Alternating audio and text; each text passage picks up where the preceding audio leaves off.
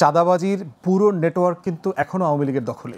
কারণ গত ১৬ বছর যারা কোন দোকান কত টাকা চাঁদা দিয়েছে, কোন ইটের ভাটা, কোন জলমহল বালুমহলে কোন ঠিকাদারের কাছ থেকে কত টাকা চাঁদা উঠছে, এইটা গত ১৬ বছর যারা চাঁদাবাজি করে নাই তারা তো জানে না।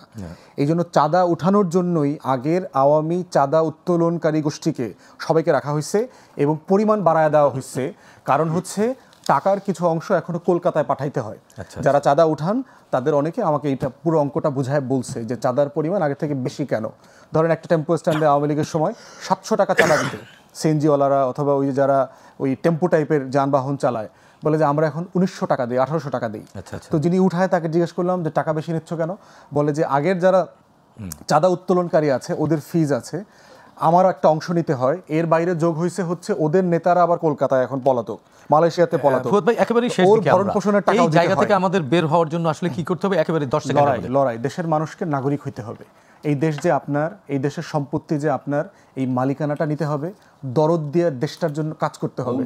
সোফায় বসে যদি মনে করেন যে অন্য কেউ এসে দিল্লির বিরুদ্ধে কথা বলবে, দেশটাকে সুজলা সফলা শস্য শ্যামলা বানায় দিবে, এটা হবে না।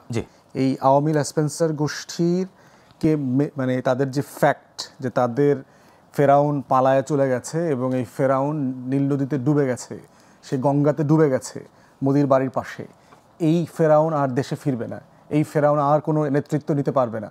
এইটা সময় তাকে আস্তে আস্তে অ্যাড্রেস করবে।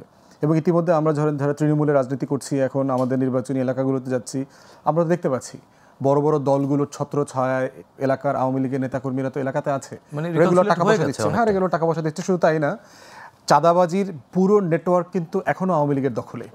কারণ গত ১৬ বছর যারা কোন দোকান কত টাকা চাঁদা দিয়েছে, কোন ইটের ভাটা, কোন জলমহল বালুমহলে কোন ঠিকাদারের কাছ থেকে কত টাকা চাঁদা উঠছে, এইটা গত ১৬ বছর যারা চাঁদাবাজি করে নাই তারা তো জানে না। এই জন্য চাঁদা উঠানোর জন্যই আগের আওয়ামী চাঁদা উত্তোলনকারী গোষ্ঠীকে সবাইকে রাখা হয়েছে এবং পরিমাণ বাড়ায় দেওয়া হয়েছে। কারণ হচ্ছে টাকার কিছু অংশ এখনো কলকাতায় পাঠাইতে হয়। যারা চাঁদা উঠান তাদের অনেকে আমাকে এইটা পুরো অঙ্কটা বুঝায় বলছে যে চাঁদার পরিমাণ আগের থেকে বেশি কেন। ধরেন একটা টেম্পো স্ট্যান্ডে আওয়ামী লীগের সময় ৭০০ টাকা চাঁদা দিত সিএনজিওয়ালারা অথবা ওই যারা ওই টেম্পো টাইপের যানবাহন চালায়, বলে যে আমরা এখন ১৯০০ টাকা দিই, ১৮০০ টাকা দিই। তো যিনি উঠায় তাকে জিজ্ঞেস করলাম যে টাকা বেশি নিচ্ছ কেন, বলে যে আগের যারা চাঁদা উত্তোলনকারী আছে ওদের ফিজ আছে, আমারও একটা অংশ নিতে হয়, এর বাইরে যোগ হয়েছে হচ্ছে ওদের নেতারা আবার কলকাতায় এখন পলাতক, মালয়েশিয়াতে পলাতক।